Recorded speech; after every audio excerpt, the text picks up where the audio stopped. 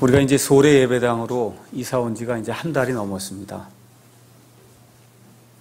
하나님께서 이렇게 좋은 예배 처소를 이제 허락해 주신 데는 그냥 시원하게 예배 잘 드리고 그냥 편안하게 이렇게 살라고 하는 그런 의미만 있지는 않다고 저는 생각합니다. 경제가 어렵고 모든 사람이 살기가 어렵다고 하는 그런 시점에 그래서 하나님께서 정말 이렇게 넓은 곳을 허락해 주시고 편안히 예배를 드릴 수 있는 이런 장소를 허락해 주시고 많은 사람이 함께 모일 수 있도록 원근 각조에서 사람을 이렇게 불러서 이렇게 모아 주시는 데는 하나님이 우리를 통해서 이루시고자 하는 그와 같은 어떤 계획이 있지 않은가 우리가 그렇게 이제 생각을 해볼 수밖에 없습니다. 지난 20년간 저는 소위 근본주의라고 하는 그러한 그 진영 안에서 신앙생활을 해왔습니다. 저를 비롯해서 여러 형제 자매들이 킹제임스 성경을 알게 되고 이런 근본적인 독립침례교회라고 하는 것이 있구나 이런 것들이 이제 알게 되면서 한 10년, 20년씩 이 안에서 이제 생활한 그런 여러 성도님들이 많이 있습니다. 우리가 이런 독립침례교회 안에서 근본주의 이런 진영 안에서 신앙생활을 하면서 느낀 바를 좀 이렇게 간단하게 얘기를 해봐라 그렇게 이야기하면 교리가 상당히 강하고 교리가 아주 강해요. 믿는 게 아주 굉장히 강합니다. 또 특히 각 교회마다 각 목사마다 또 성도마다 개성이 굉장히 강하고 또 이렇게 하다 보니까 이게 나쁜 쪽으로 나가면 상당히 독선적이다. 그래서 어떤 분이 이야기한 대로 독립침례교회는 독침이 있다 이렇게 이제 이야기할 정도로 이 독한 무언가가 우리 안에 있는 게 그게 사실입니다. 왜 그러냐 하면 오랫동안 진리를 찾아다니느라고 고생이 아주 심한 분들이 많습니다. 영과 혼이 찌들린 그런 분들이 굉장히 많아요. 이렇게 하다 보니까 인격까지 피폐하게 된 그런 분들이 굉장히 많습니다. 이게 인격이 피폐하게 되면 그러면 그 하나님 보시기에 또 사람 보시기에 이렇게 좋은 모습을 이제 가질 수가 없는데 너무나 이게 비진리를 선포하는 그런 교회들이 많고 거기서 많이 당하다 보니까 찌들리고 이렇게 하는 가운데 인격이 피폐하게 될 정도로 이렇게 어려움을 겪으신 그런 분들이 이제 굉장히 많습니다. 또 저를 비롯해서 잘못된 것들 너무 많이 보다 보니까 정죄하고 비난하는 이와 같은 그 영에 사로잡혀서 또 어떨 때는 그것으로 인해서 심하게 힘들어하는 그와 같은 사람들도 많이 있습니다. 또 개성이 너무 강하고 이렇게 하다 보니까 말을 듣질 않아요. 심지어 성경 말씀도 잘 안 듣습니다. 자, 우리가 이제 소래 예배당에 와서 사랑침례교회를 지금 하고 있는데 자, 과연 우리는 어떤 것이 하나님이 기뻐하시는 그러한 바른 그러한 성도의 삶일까? 우리 교회는 어떤 것을 이렇게 목표로 삼고 하나님이 기뻐하신 그러한 교회로 커야 될 것인가? 이런 것들을 한번 생각해 봐야 될 그런 시점에 우리가 이르지 않았는가? 이렇게 좀 생각이 듭니다. 우리가 한 가지 분명히 인정해야 될 것이 있어요. 그것은 뭐냐 하면 저와 여러분이 속한 근본주의라고 하는 이 진영이 사랑하고 감싸주고 이해하는 면이 부족하다. 이것은 저와 여러분이 인정을 하고 그리고 들어가야 될 그런 부분이라고 이제 생각합니다. 이런 가운데 지난 4년 동안 제가 목회를 하면서 설교도 하고 성경 말씀을 이제 가르치고 이러는 가운데 우리 교회 한국교회 특히 이런 실정을 보면서 오순절주의, 은사주의, 번영신학 이런 것들로 인해서 너무나 많은 사람들의 그 혼이 피폐하게 되는 것으로 인해서 그런 것들을 하는 그런 목사들을 정죄하기도 하고 잘못됐다고 이야기도 하고 정말 너무 답답한 것 같은 심정을 피력할 때도 많이 있었습니다. 비판도 하고 지적도 많이 했습니다.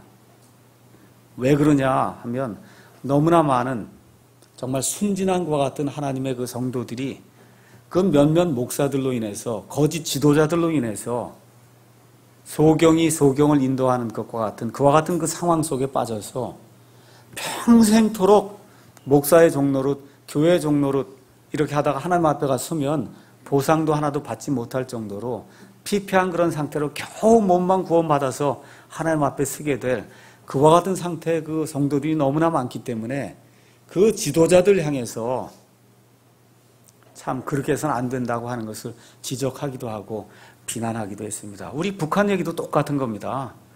예, 북한에 있는 저 동포들을 비난할 사람 아무도 없어요. 그 동포들을 억압하는 그 악의 축이 나쁘다고 얘기하는 겁니다. 악의 축을 악의 축이라고 얘기하는데 이상하게 그게 먹혀들지 않는 이상한 시대가 지금 우리 앞에 지금 놓여 있어요. 저 김정일, 김정은 이건 마귀 체제입니다. 그런데 이게 세상 사람들에게만 마귀 체제가 있는 것이 아니라 예수님을 믿는다고 하는 이런 교회 안에도 너무나 심각한 마귀 체제가 사람들의 그 혼을 꽉 붙잡고는 그리고 좀을 먹고 있기 때문에 그래서 어떨 때는 우리가 이걸 비판하기도 하고 이래서는 안 된다고 그렇게 이야기하기도 하면서 한국 교회 내에 유명하다고 하는 거짓 목사들을 이렇게 이름을 거론하면서까지 언급하기도 하고 비난하기도 하는 그런 일들을 저희가 했습니다. 그럼 우리 근본주의라고 하는 이런 진영은 좀 괜찮은가? 이런 것들도 한번 우리가 좀 생각을 해봐야 됩니다. 우리 근본주의 독립침례교회라고 하는 거 지금 커봐야 300명뿐이 안 돼요. 한 교회가. 그러니까 한국엔 그것뿐이 안 되지만 미국 내에는 큰 교회 가면 10,000명, 20,000명 되는 그런 교회들이 많이 있습니다. 그런 교회들 제가 직접 방문해 보기도 하고 목사의 설교를 들어보기도 하고 신학교를 찾아가 보기도 하고 이러는 가운데 야, 이게 정말 근본주의라 그래서 이게 다 맞는 것인가 이렇게 생각이 들 정도로 목사가 독재를 하고 사람의 그 영혼을 꽉 붙잡고 자기 뜻대로 하고 하는 그와 같은 일들을 많이 볼 수가 있었습니다.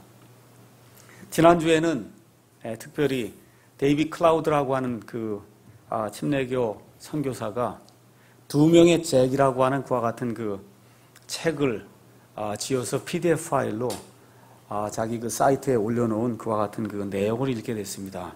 그 내용은 지난 한 30-40년 동안 미국의 독립 근본주의 그 침례교회의 어떤 지도자다, 왕이라고 할 수 있는 잭 하일스라고 하는 이 목사와 그 다음에 잭 하일스가 죽은 이후에 그의 사위의 이름이 이제 잭 스캅인데 그래서 2명의 잭이에요. 그래서 2명의 잭이 근본 독립 침례교회 안에 어떻게 악한 일들을 많이 도입하였는가 이런 것들을 낱낱이 이렇게 적어서 이렇게 해놓은 그런 그 기록들을 이렇게 보면서 야 정말 이거 우리 잘 해보자고 근본주의 독립 침례교회를 이렇게 해서 성경대로 좀 해보자고 이렇게 하는데 교회를 부흥시키기 위해서 우리가 세상 사람들이 쓰는 그와 같은 방법을 사용하고 일단 목사가 독재를 하면은 여러분 빨리 그 교회를 나오셔야 돼요.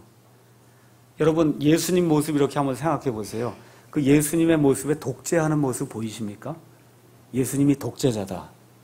여러분 그런 모습 보이세요? 예. 안 보이시죠? 근데 왜 목사가 독재를 해야 돼요? 심각한 독재를 해요. 목사에겐 비판 한마디도 하지 못하게 하고 이와 같은 그런 전통을 이렇게 심어 놓으니까 미국 내에 너무나 많은 독립 침례교회들 목사들이 독재를 하고 있어요. 독재. 꼼짝 못하게 만듭니다. 저도 이제 성격이 좀 독재하는 그런 성격이 좀 가까운 사람인데 교회에서는 못하겠더라고요. 그거를. 왜 못하느냐. 이 성경 말씀에 비교해서 예수님의 말씀을 이렇게 비교해서 예수님의 마음을 이렇게 읽는데 어떻게 독재를 할 수가 있습니까? 그 불가능한 얘기잖아요. 불가능해요. 또 그런 이야기를 적었더니 신상털기에서 안 걸린 사람이 어디 있습니까?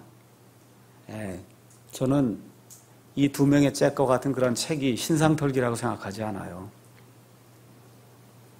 우리 예수 믿는 사람들이 그런 책들을 읽고 보고 경각심을 갖고 특별히 우리가 교회를 제대로 해야 되겠다고 지금 여기서 이름이 뭐예요? 사랑침례교회를 지금 하겠다고 하고 있는데 이 교회가 독재하고 목사가 심각하게 독재를 해서 한마디 말도 못하게 이렇게 사람들 목을 졸라매고 여러분 그렇게 되는 교회 원하세요? 아니잖아요. 그렇죠? 예. 너무나 많은 성도들이 한마디로 이야기하는 게 목사 때문에 죽겠다는 얘기거든요.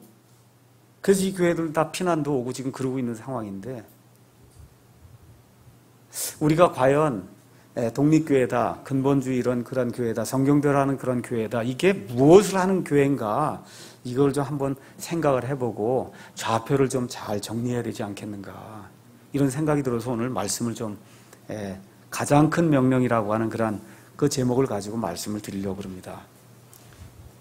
제가 말씀드리는 것은 다시 한번 말씀드리지만, 우리 제칼스 목사님이 뭐 다 나쁘다 그런 얘기하는 것도 아니고, 그 교회 출신이 다 나쁘다, 그 교회에서 나온 무슨 목사들이 다 나쁘다 그런 이야기 하려고 하는 것이 아니라, 역사적인 그러한 그 사실이 잘못된 것이 있으면 제칼스 아니라 누구라도 하나님 앞에 이렇게 무릎을 꿇고 무엇이 잘못되었는가를 살펴보고 우리 자신부터 하나님 앞에 회개하는 그러한 진지한 그와 같은 그 모습을 보여야 되지 않겠는가, 이런 생각이 들어서 그래서 오늘 이 말씀을 좀 전하려고 이제 생각을 했습니다.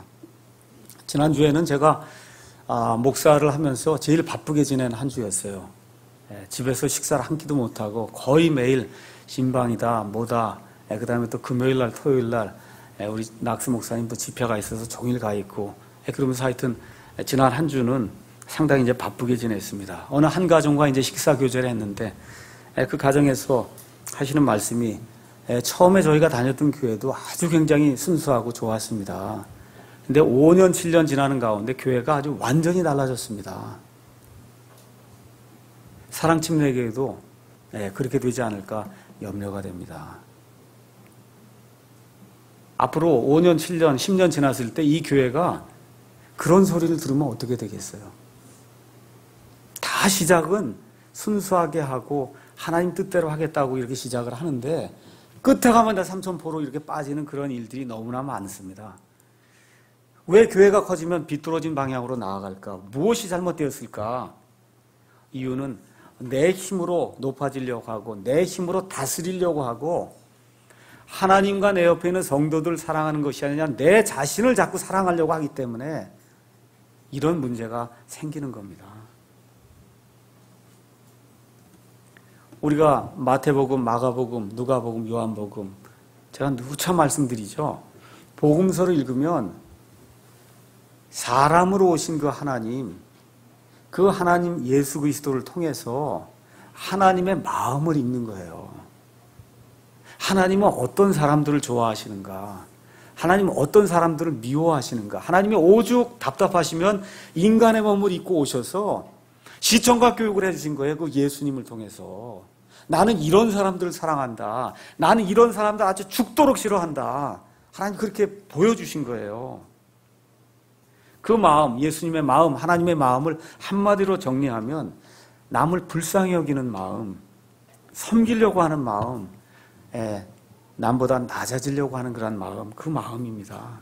다시 말씀드리면 나 같은 사람까지도 하나님께서 사랑해 주셔서 하나님의 자녀로 삼아 주셨으니까, 내가 내 옆에 있는 정말 상한 심령을 가지고 교회에 오고 정말 예수님으로 인해서 어려움을 당하고 있는 그와 같은 형제 자매를 내가 사랑해야 되지 않겠는가, 이런 심령을 가진 그런 사람을 하나님이 찾으시는구나. 복음서를 통해서 저와 여러분이 이 사실을 인지를 하시고 아주 마음속에 그걸 집어넣으셔야 됩니다. 제가 결코 교리를 무시하라고 얘기하는 거 아니에요. 교리가 없으면 잘못된 길로 나갑니다. 또 교회 성장을 무시하는 거 아니에요. 교회가 10년 지나도 20명, 100년 지나도 20명, 이거 문제 있는 거죠. 저와 여러분이 모여있는 이 교회는 유기체예요. 생명이 있는 데입니다. 그러면 온전한 생명이 있으면 어떻게 돼요? 생명이 불어나야 되는 게 그게 사실 아닙니까? 그런데 하나님의 방법이 아니고 다른 사람의 방법을 동원해서 이걸 불려야 되겠다, 이거 하나님이 미워한다는 거예요. 아무리 많이 커져도 소용이 없다는 겁니다. 예수님 당시에 바리새인들이 있었고 서기관들이 있었고 율법 박사들이 있었고 헤롯 당원들이 있었고 열심당원들이 있었어요. 무언가 좀 해보려고 애를 쓰던 그런 사람들이에요. 예수님이 이런 사람들을 향해서는 이 독사의 자식들아, 너희는 다 독사에게서 출생된 자들이다. 예수님께서 그렇게 말씀해 주십니다.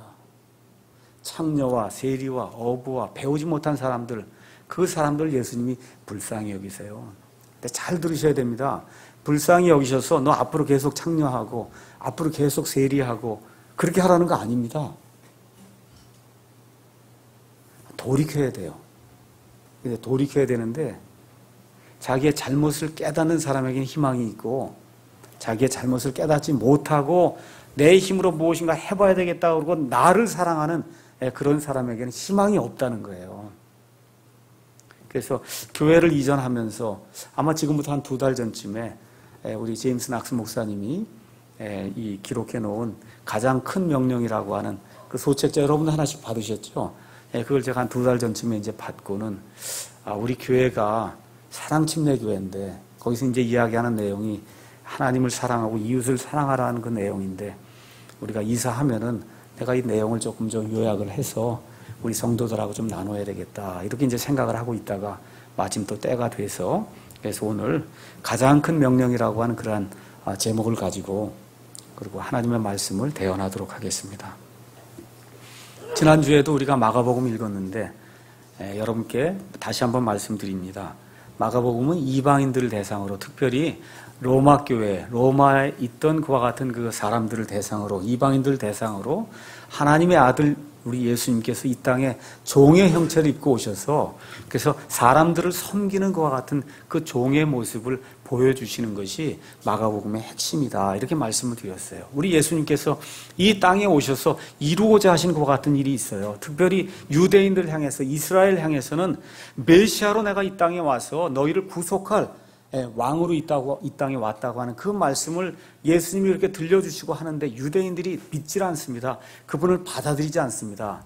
그러면서 지금 마가복음 12장에 예수님을 향해서 유대인 지도자들이 나와서 예수님의 그 신성과 예수님의 그 인성과 그 다음에 예수님의 그 메시아 되심과 이런 모든 것들을 조목조목 몇 가지 예를 들어가면서 예수님을 시험하면서 예수님을 궁극적으로 거절하는 그와 같은 내용이 이 안에 이제 기록이 되어 있습니다. 예수님을 거절하기에 앞서서 먼저 예수님을 시험하는데 세금 바치는 문제를 가지고 예수님을 시험하는 그런 대목이 나와 있고 그 다음에 또 사두개인이라고 하는 그런 부류는 나와서 부활 문제를 가지고 예수님을 걸고 넘어지려고 하는 그와 같은 시도를 하고 있고 그 이후에는 그리스도가 누구냐 그리스도는 다윗의 자손에 지나지 않는 별거 없는 사람이 아니냐 해서 그리스도에 대한 그런 그 오해를 가지고 또 예수님을 이렇게 걸고 넘어지려고 하는 그와 같은 시도를 하는 그런 내용이 여기 12장에 기록이 되어 있습니다. 이 시험의 일부로 바리새인 중에 속한 한 서기관이 예수님께 지금 나와서 여기 12장 28절에서 34절에 있는 그 말씀을 통해서 예수님 가장 큰 명령이 무엇입니까? 그걸 저희에게 알려주시면 좋겠습니다 하고 예수님을 시험하는 그런 내용이 이 안에 기록이 되어 있습니다. 여러분과 제가 잘 알고 있듯이 예수님 당시에 이 바리새인들은 613개의 명령을 가지고 있었어요. 그러니까 10계명으로는 이게 부족하고 그래서 이거를 여러 가지로 세분화해갖고 그래서 하라는 것이 248개 하지 말라고 하는 것이 365개 이렇게 해서 총 613개의 명령의 리스트를 쭉 가지고 있었어요. 그래서 이 서기관들 바리새인들이 늘 하는 일은 모이면 이 613개 중에 어떤 게 제일 큰 명령이냐 그거 따지는 게 이 사람들의 1년 365일 죽을 때까지 하는 일이에요. 그러니까 예수님이 하나님의 아들로 오셔서 내가 메시아라고 하는 그와 같은 선포의 말씀을 전하니까 저분에게 나아가서 이 613개 중에 어떤 게 제일 큰 명령인지 그거 한번 좀 알아보면 좋겠다 하는 그런 심정을 지금 가지고 나가서 지금 이 서기관들 중에 한 사람이 나와서 묻는 거예요. 모든 명령 중에서 613개 중에서 우리 특별히 바리새인들은 613개를 지킵니다. 하라는 게 있고 하지 말라는 게 있는데 이 중에 제일 큰 명령은 무엇입니까? 그걸 좀 한번 랍비로서 우리에게 가르쳐 주시면 좋겠습니다. 그렇게 지금 이야기하고 있어요. 저와 여러분이 사랑 침례교회를 하면서 근본주의 독립 침례교회를 하면서 혹시 이 바리새인들처럼 이 명령들을 쌓아놓고 있지 않은가 우리가 한번 생각을 해봐야 돼요. 사람을 잡아매는 명령들 우리 교회 안에 쌓아두면 저도 죽고 여러분도 죽고 우리 교회 오는 다른 분도 다 죽습니다. 자, 명령은 뭐냐면 영어로 commandment 이렇게 이제 돼 있고 동사는 command라고 이제 돼 있는데 여러분 아시다시피 상관이 부하들에게 내리는 부담의 말이 명령이에요. 맞죠? 그래서 명령 중에서 특히 군대에서는 이 명령이 사람이 사느냐 죽느냐를 결정하는 아주 중대한 겁니다. 근데 개혁 성경에는 이것을 계명으로 이제 번역을 하면서 마치 불교라든지 유교라든지 이런 종교의 어떤 계율로 이거를 바꿔놨어요. 그런 게 아니에요. 지금 계율이 아니에요. 이거는 하나님이 사람이 사느냐 죽느냐를 결정할 때 주시는 그러한 부담의 말로 하나님이 명령을 우리에게 주셨습니다. 그래서 10계명이 아니라 사실은 10가지 명령, 10개의 명령을 우리에게 하나님이 허락해 주셨어요. 나 하나님 외에 다른 신을 두지 말라는 그와 같은 명령을 하나님이 주셨고, 우상 숭배하지 말라는 그런 명령을 주시고, 간음하지 말라, 살인하지 말라, 도둑질하지 말라, 내 이웃의 것을 탐내지 말라. 하나님께서 그와 같은 것을 사람이 살고 죽는 이와 같은 기준이 될 수 있는 명령으로 우리에게 허락해 주셨습니다. 심지어 예배 드리는 것도 하나님께서 영과 진리로 예배해야 된다고 명령해 주셨어요. 신령과 진정이 아니에요. 신령하게 요상하게 예배 드리는 게 아니고 진정으로 그냥 열심을 다하면 다 되는 게 아니라 영과 진리로 예배를 드리라고 하나님이 우리에게 명령해 주셨어요. 하나님 앞에 나와서 예배 드릴 때는 단정한 옷차림으로 단정한 모습으로 하나님 앞에 나오라고 하나님이 우리에게 명령을 해 주셨습니다. 대부분의 교회들이 신약성경 중에서 가장 큰 명령을 꼽아라 그렇게 이야기하면 마태복음 28장에 나와 있는 예수님의 말씀이 아마 가장 큰 명령이 아닙니까? 이렇게 이제 이야기를 하는 것을 우리가 볼 수가 있습니다. 너희는 온 세상에 나가서 모든 창조물에게 복음을 선포하라고 그렇게 되어 있죠. 모든 민족들을 가르치고, 그렇죠? 아버지와 아들과 성령님의 이름으로 침례를 주고 내가 너희에게 가르친 그것들을 가르쳐 지키게 하라. 그게 가장 큰 명령이다. 많은 교회가 특별히 영혼 구령에 신경을 쓰는 그런 교회는 그게 하나님이 우리에게 주신 가장 큰 명령이다. 그렇게 해서 그것을 사람들에게 이제 주입을 합니다. 그 큰 명령은 맞은데요. 가장 큰 명령은 아니에요. 큰 명령은 맞습니다. 근데 가장 큰 명령은 여기 뭐라고 기록되어 있어요? 예수님께서 그에게 대답하신데 모든 명령 중에서 첫째 명령은 오 이스라엘아 들으라 주 우리 하나님은 한 주시니 너는 내 마음을 다하고 혼을 다하고 생각을 다하고 힘을 다하여 내 하나님을 사랑하라이니라. 이게 예수님이 주신 첫째 명령이에요. 가장 큰 명령입니다. 둘째 명령은 곧 이것과 같으니 너는 내 이웃을 내 자신과 같이 사랑하라이니라. 이것들보다 더 큰 다른 명령은 있어요, 없어요? 없다고 우리 예수님 말씀해 주셨으니까 마태복음 28장에 있는 그 명령이 아무리 커도 여기 나와 있는 하나님을 사랑하고 이웃을 사랑하는 것 그것보다 더 큰 명령은 없습니다. 어떤 교회는 헌금을 가르치기 위해서 헌금하는 것을 가장 큰 명령으로 가르치기도 하고 또 어떤 교회는 특별 새벽기도 나와서 복받으라고 하는 걸 또 가장 큰 명령으로 또 어디는 11조 거두는 것을 가장 큰 명령으로 가르치고 또 어디는 교회 봉사하는 거 교회 나와서 일하는 걸 그걸 가장 큰 명령으로 가르칩니다. 예수님은 그게 아니라고 이야기를 하세요. 가장 큰 명령은 주 하나님을 사랑하고 내 이웃을 내 자신과 같이 사랑하는 것이 가장 큰 명령이라고 이야기하고 있습니다. 우리 예수님께서는 신명기 6장 4절에서 5절 말씀 또 레위기 19장 18절에 나와 있는 그 말씀을 인용을 하시면서 가장 큰 명령과 그 다음에 둘째 명령이 무엇인지 우리에게 말씀을 해주고 있습니다. 그럼 예수님의 말씀을 근거로 해서 우리가 결론을 내리면 가장 훌륭한 그리스도인은 누구냐? 어떤 사람이에요? 11조 많이 하는 사람이에요? 교회 봉사 많이 하는 사람이에요? 아닙니다. 어떤 사람이에요? 하나님을 사랑하고 내 이웃을 내 자신과 같이 사랑하는 사람이 예수님 모실 때 가장 훌륭한 그리스도인이다. 우리가 그렇게 결론 내릴 수 있습니다. 맞습니까? 가장 큰 명령을 지키는 사람이 예수님이 가장 기뻐하시는 사람이니까요. 헌금 많이 하고 주일 성수하고 11조 많이 내는 거 어느 면에서 중요할 수 있습니다. 그렇지만 이 모든 것의 근본 정신이 어디에서 나와야 돼요? 사랑에서 나와야 된다는 거예요.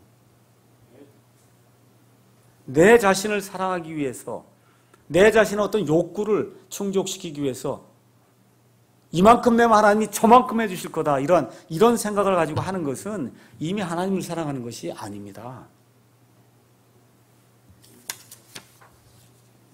또 어떤 사람이 그건 예수님이 구약을 요약한 것 아닙니까? 신약에 그런 말씀이 있습니까? 또 그렇게 이야기하는 분들이 있죠. 신약시대의 명령 제가 3군데만 여러분하고 같이 찾아보도록 하겠습니다. 요한복음 13장 34절에 가서 보니까 예수님께서 뭐라고 말씀하시느냐 하면, 내가 새 명령을 너희에게 주노니 너희는 서로 사랑하라. 지금 예수님께서 주시는 이 말씀은, 예수님 지금 내일이면 십자가에서 죽으실 거예요. 십자가에 잡혀 죽기 바로 전에 지금 다락방에서 제자들에게 예수님이 지금 유언으로 주시는 말씀이에요. 여러분과 저의 부모님이 죽기 전에 주는 말씀이 유언이죠. 유언을, 어떤 말씀을 주로 유언으로 줍니까? 어떤 말씀을? 가장 주고 싶은 말, 가장 중요한 말, 일생에 있어서 모든 것들을 다 요약한 그 말을 유언으로 주고 싶은 거죠. 맞습니까? 저도 그렇게 하고 싶어요. 예수님께서 십자가에 죽기 바로 전날 제자들에게 마지막으로 주시는 그 말씀이에요. 내가 새 명령을 너에게 주노니 너희는 서로 사랑하라. 서로 사랑하라는 거예요. 내가 너희를 사랑한 것 같이 너희도 사랑하라. 내 자신을 사랑하는 것 같이 사랑하는 게 아니라 예수님이 한술 더 떠서 내가 너희를 사랑한 것 같이. 어떻게 사랑하셨어요? 하나님이신데도 불구하고 종의 형체를 입고 오셔서 거기서 끝나는 것이 아니라 저와 여러분을 위해서 십자가에서 죽기까지, 모든 피를 다 흘리고 죽기까지 예수님께서 저와 여러분을 사랑해 주셨다는, 그 정도로 이웃을 사랑하라는 거예요. 형제들 사랑하라는 겁니다. 35절에 가서 보니까 너희가 서로 사랑하면 이로써 모든 사람이 너희가 내 제자인 줄 알리라. 예수님께서 그렇게 말씀해 주셨습니다. 저와 여러분이 다른 사람에게 그리스도인으로 드러나기 위해서는 해야 될 일이 있다는 거예요. 뭐예요? 서로 많이 사랑하라는 겁니다. 많이 일하라는 게 아니에요. 어떻게 많이 사랑하라는 거예요. 많이 사랑하라. 로마서 13장 가서 사도 바울의 말씀을 또 한번 읽어보겠습니다. 로마서 13장 8절에서 10절 이제 가서 보니까 뭐라고 기록이 되어 있냐 하면, 서로 사랑하는 것 외에는 누구에게든지 어떤 것도 빚지지 말라. 다른 사람을 사랑하는 자는 율법을 성취하였느니라. 너는 간음하지 말라. 너는 살인하지 말라. 너는 도둑질하지 말라. 너는 거짓 증언하지 말라. 너는 탐내지 말라 한 것과 어떤 다른 명령이 있을지라도 그것은 너는 내 이웃을 내 자신과 같이 사랑하라 하신 이 말씀 안에 간략하게 들어있느니라. 사도 바울이 구약시대의 그 율법을 지금 한마디로 간략하게 지금 요약을 해서 우리에게 주고 있어요. 수백 가지 명령이 있어도 그 모든 명령이 간략하게 내 이웃을 내 자신과 같이 사랑하라고 하는 그 말씀 안에 다 들어있다는 거예요. 그 다음에 또 뭐라고 말씀해요? 10절에 사랑은 자기 이웃에게 해를 끼치지 아니하나니 그러므로 사랑은 율법의 완성이니라. 하나만 더 읽겠습니다. 갈라디아서 5장 13절에 있는 말씀 제가 읽겠습니다. 갈라디아서 5장 13절에서 16절에 있는 말씀 뭐라고 기록이 되어 있냐 하면, 형제들아 너희가 부르심을 받아 자유에 이르렀으나 오직 자유를 육신을 위한 기회로 쓰지 말고 사랑으로 서로를 섬기라. 저희 교회에서 가장 강조하는 것, 제가 가장 크게 강조하는 것이 뭐냐? 영혼의 자유예요. 영혼의 자유. 그런데 이 영혼의 자유를 잘못 쓰게 되면, 나를 위해서 그 영혼의 자유를 쓰게 되면 그럼 방종에 빠진다는 거예요. 방종에 빠져. 육신을 위한 기회로 자꾸 삼는 그와 같은 사례가 생긴다는 겁니다. 예배 참석 안 해도 되는 거예요. 자유에 이르렀으니까. 헌금 안 해도 되는 겁니다. 자유에 이르렀으니까. 옷 마음대로 입어도 되는 거예요. 자녀 교육 전혀 신경 안 쓰는 그런 사람들이 우리 가운데 많이 있어요. 우리 근본주의 독립침례교회 성도들 가운데 많이 있어요. 다 구원받은 사람들이에요. 근데 뭐가 잘못됐어요? 하나님이 우리에게 허락해 주신 그 자유를 육신을 섬기는 데 쓰기 때문에, 그래서 하나님이 영이 원하시는 고상한 그런 삶이 나오지 않는다는 겁니다. 14절에 온 율법은 이것 즉 너는 내 이웃을 내 자신과 같이 사랑하라 하신 한 말씀 안에서 성취되었느니라. 그러나 만일 너희가 서로 물고 삼킬진대 너희가 서로에게 소멸되지 않도록 조심하라. 여기 나와 있는 너희는 다 구원받은 사람들이에요. 맞습니까? 다 구원받은 사람들인데 교회에서 서로 물고 뜯고 하면 그러면 교회가 살아남지 못한다는 거예요. 소멸되고 만다는 거예요. 우리가 얼마나 많은 교회들 지금까지 봐왔어요. 이 교회들이 시작은 다 좋았습니다. 근데 끝에 가서 어떻게 돼요? 다 소멸의 길을 지금 걷고 있는 거예요. 그 무슨 소용이 있습니까? 그렇죠? 목사가 독재를 해서 10만 명을 만들었다. 그 아무 소용 없어요. 제가 어느 분에게 이번 주에 문자를 보냈어요. 예수님은 하나님이신데 이 땅에 오셔서 120명의 제자를 만들어 놓고 가셨어요. 그거에 비하면 우리 교회는 지금 200명쯤 모이면은 어느 면에서 제가 예수님보다 더 많이 모이게 한 거예요. 그렇죠? 제가 말씀드리려고 하는 것은 무엇이냐? 사람의 수가 중요한 게 아니라는 거예요. 사람의 수가 중요한 게 이 안에 10만 명이 있으면 무슨 소용이 있어요? 예, 진실되게 하나님을 사랑하고 하나님의 방법대로 하는 사람이 이 안에 50명이든 100명이든 200명이 모여야 그게 하나님이 기뻐하는 교회지. 하나님의 방법이 아닌 사람의 방법으로 사람을 타고 누르고 꼼짝 못하게 하고 그렇게 해갖고 사랑을 베풀지 않는 그런 형태로 해갖고 교회만 2만 명, 3만 명씩 키워놔봐야 무슨 소용이 있어요? 다 죽어 있는데.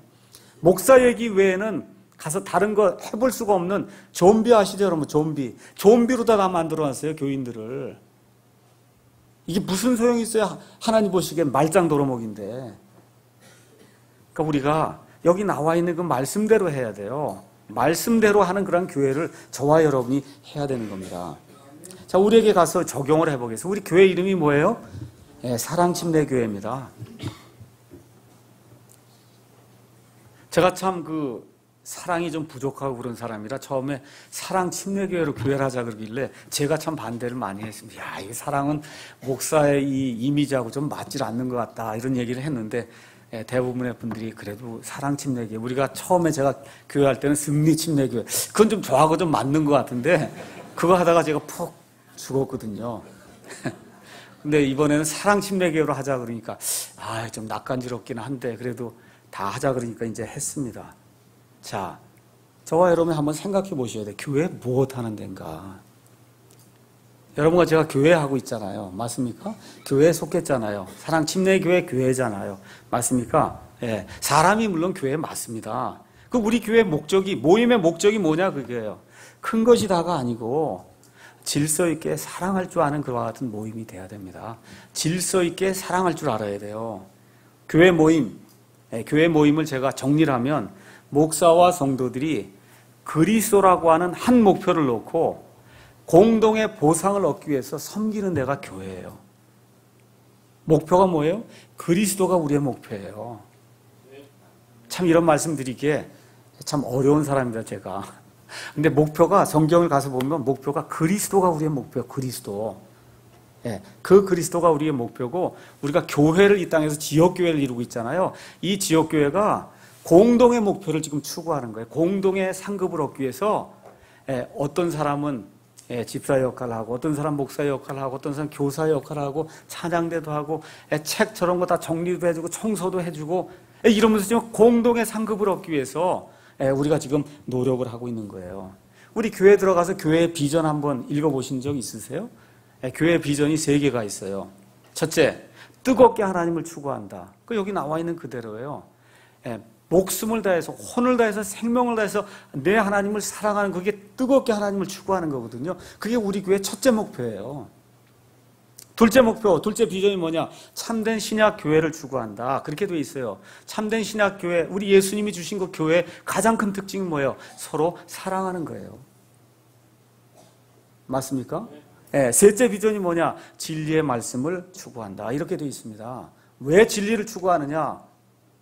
지금까지 너무나 많은 교회들이 진리가 아닌 것들을 가지고 외치다가 넘어진 것을 많이 봤고, 그것으로 인해서 상한 그런 신명들을 너무나 많이 봤기 때문에 사실은 진리를 추구하는 것 자체가 사람들을 사랑하는 것이요, 하나님을 사랑하는 겁니다. 그래서 목표를 아주 세 가지로 뜨겁게 하나님을 추구하는 교회, 참된 신약교회를 추구하는 교회, 진리의 말씀을 추구하는 교회, 이렇게 이제 말씀을 잡았어요. 우리의 목표, 여러분 확실합니까? 근데 이 모든 목표의 핵심은 사랑이에요. 근데 여기 나와 있는 사랑, 그러니까 사랑은 러브인가 보다 이렇게 생각하는데, 우리가 이 사랑 침례교회 할 때 이 사랑은 러브가 아니고 체리티 이렇게 썼어요. 체리티. 여러분 고린도전서 13장에 나오는 그 사랑은 우리 영어 킹제임 성경에 가서 보면 러브가 아니고 체리티라고 돼 있어요. 체리티는 그리스 말로 아가페라는 얘기예요. 제가 이런 얘기 원어 이런 얘기 별로 원치 않는데, 지금 여러분에게 말씀드리는 게 우리 말로서는 어쩔 수 없기 때문에 이걸 참사랑 그럴 수 없잖아요.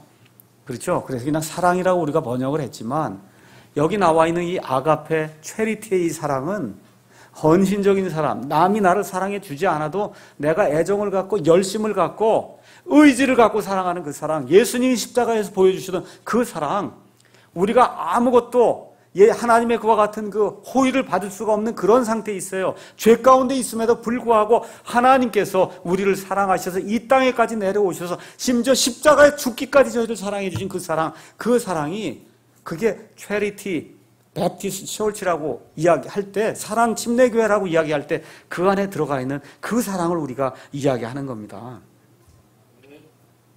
세상의 사랑, 러브라고 하는 건 준 만큼 다시 받거나 주는 거, 그게 사랑이라고 사람들은 생각을 하는데 예수님은 그게 아니라는 거예요. 내가 받지 못해도 내 생명까지도 내어놓고 사랑하라고 예수님이 말씀해 주시는 겁니다. 이제 교회 시작한 지 4년이 넘었어요. 성도들이 이제 늘어나고 있습니다. 이렇게 성도들이 늘어나는 그 이면에는 목사가 잘해서 이게 늘어나는 것이 아니고, 이면에는 예배 뒤에도 끝까지 남아서 성도들과 교제하는 그러한 성도들이 계속해서 증가하게 되고, 쓰레기 갖다 버리는 사람, 청소해 주는 사람, 식사 준비해 주는 사람, 또 헌금해 주시는 분들, 남모르게 뒤에서 애를 쓰시는 이와 같은 그 여러분들이 있기 때문에, 묵묵히 드러나지 않는 가운데서 이 일을 해주시는 그런 분들이 있기 때문에 이 교회가 지금까지 성장을 했고, 앞으로도 그와 같은 형제 자매들을 통해서 이 교회가 성장하리라고 저는 믿습니다. 이제 이 교회가 많이 커졌어요. 그 해야 될 일이 굉장히 많습니다. 잡일들이 많습니다. 섬겨야 될 그와 같은 일들이 굉장히 많습니다. 이제는 교리를 많이 알고 킹제임 성경을 사랑한다고 하는 그런 사람들이 이제 예수님이 우리에게 보여주셨던 그 아가페 그런 사랑으로 형제 자매들을 섬기는 이와 같은 모임으로 우리 교회가 발전해 나갈 때 하나님이 원하시는 그와 같은 교회로 성장을 할 수 있다. 저는 그렇게 믿습니다. 그래서 예수님께서 이 첫째 명령과 둘째 명령을 얘기해 주니까 이 서기관이 깨달음을 받았어요. 그래서 뭐라고 얘기하느냐 하면, 그 서기관이 예수님께 이르되 옳소이다 선생이며 한 하나님이시고 그분 외에는 다른 이가 없습니다. 그러니 선생님께서는 진리를 말씀해 주셨습니다. 그러고 난 다음에 또 하나의 진리를 요약해서 뭐라고 얘기해요? 마음을 다하고 지각을 다하고 혼을 다하고 힘을 다하여 그 하나님을 사랑하는 것과 자기 이웃을 자신과 같이 사랑하는 것이 많은 번제 헌물을 드리고 전체를 태워서 드리는 그와 같은 번제 헌물, 희생을 드리고 한 구약시대의 모든 거 했던 그런 모든 것보다 하나님을 이렇게 사랑하고 이웃을 사랑하는 것이, 그것이 더 중요합니다. 그때 예수님 뭐라고 말씀하세요? 너 참 훌륭하다. 그 뭐라 그래요? 내가 하나님의 왕국에서 멀리 있지 않구나. 가까이 있다는 거. 하나님의 진리에 가까이 있다는 거예요. 이런 칭찬을 저와 여러분이 들어야 됩니다.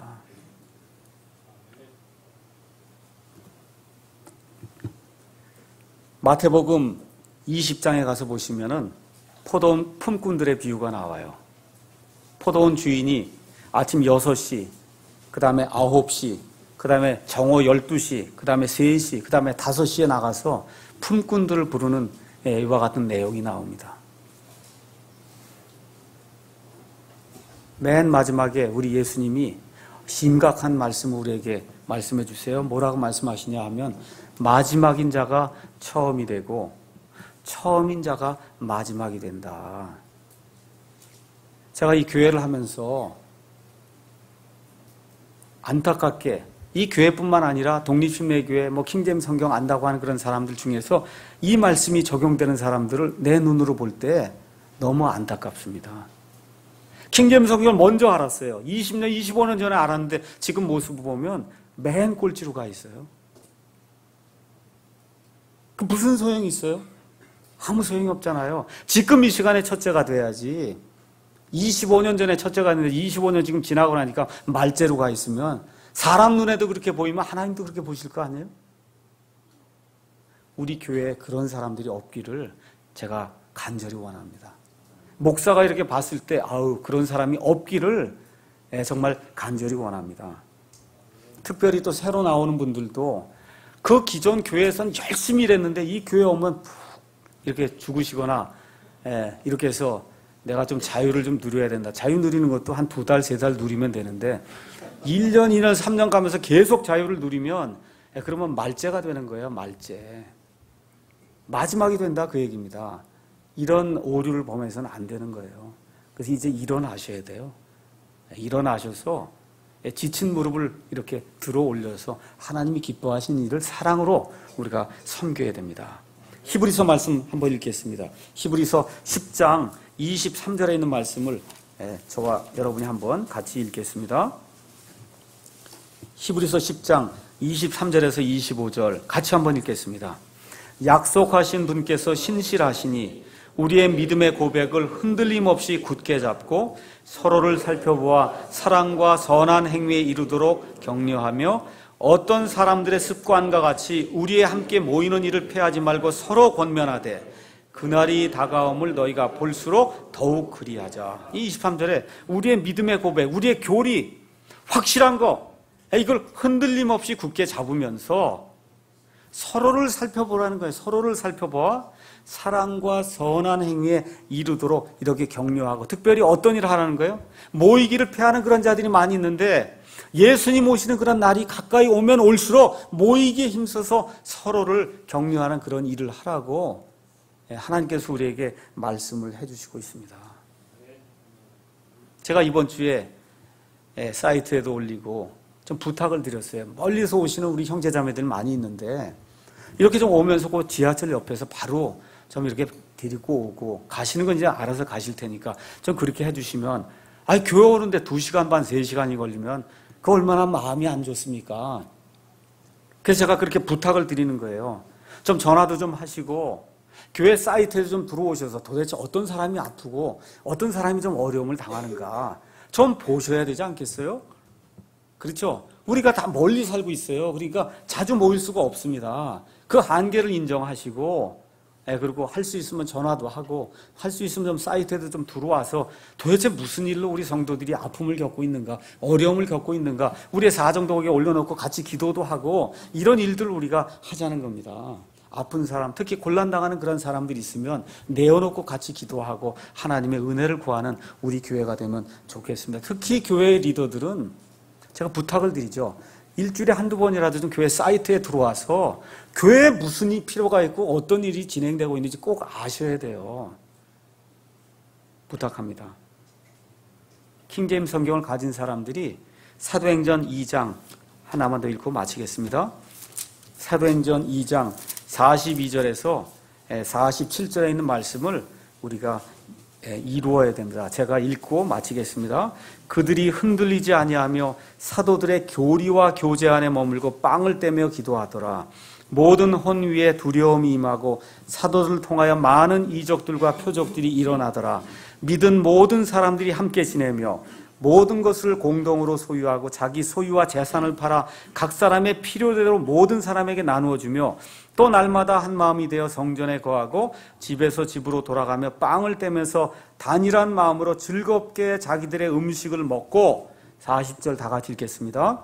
하나님을 찬양하며 온 백성에게 호감을 얻으니 주께서 구원받아야 할 자들을 날마다 교회에 더하시니라. 이런 교회가 돼야 돼요. 내 힘으로 뭘 이루려고 하는 것이 아니라 하나님을 계속 찬양하고 백성들에게 호감을 얻게 되니까 주께서 구원받아야 될 자들을 어떻게 해요? 날마다 교회에 더하시더라. 이런 교회가 되기를 원하는 거예요. 이게 성경에 있는 교회 아닙니까? 그렇죠? 그래서 오늘 가장 큰 명령, 하나님을 사랑하고 내 옆에 있는 성도들, 주변에 있는 성도들, 이웃을 사랑하자는 이런 말씀, 이걸 우리가 지키게 될 때 주께서 구원받아야 될 자들을 우리 교회에 날마다 더해주시는 그와 같은 일이 하나님의 방법대로 이루어질 줄로 믿습니다. 그래서 이 교회가 이게 커져야, 하나님의 방법대로 커져야, 그래 어떻게 하나님의 방법대로 사역자를 배출하고 하나님의 방법대로 죽은 영혼들을 살리게 될 때 나중에 하나님 앞에 가서 딱 섰을 때 하나님이 잘했다, 선하고 신실한 종아, 그렇죠? 하시면서 우리에게 보상을 주는 그와 같은 날이 우리에게 있을 겁니다. 그래서 이 말씀을 기억하시면서 정말 사랑하고 아끼고 섬기고 격려하고 위로하는 그 일에 내가 좀 앞장을 서야 되겠다. 특별히 교회 리더 되시는 분들은 우리 성도들 가운데 아픈 사람이 누구고, 마음이 상한 사람이 누구고, 좀 도와줘야 될 사람이 누구고, 이런 것들을 좀 파악해서 목사에게 알려주기도 하고, 같이 기도하자고 하기도 하고, 같이 신방하자기도 하고, 이렇게 될 때 이 교회가 하나님이 기뻐하시는 사랑 침례교회로 성장할 수 있을 줄로 확신합니다. 기도하겠습니다.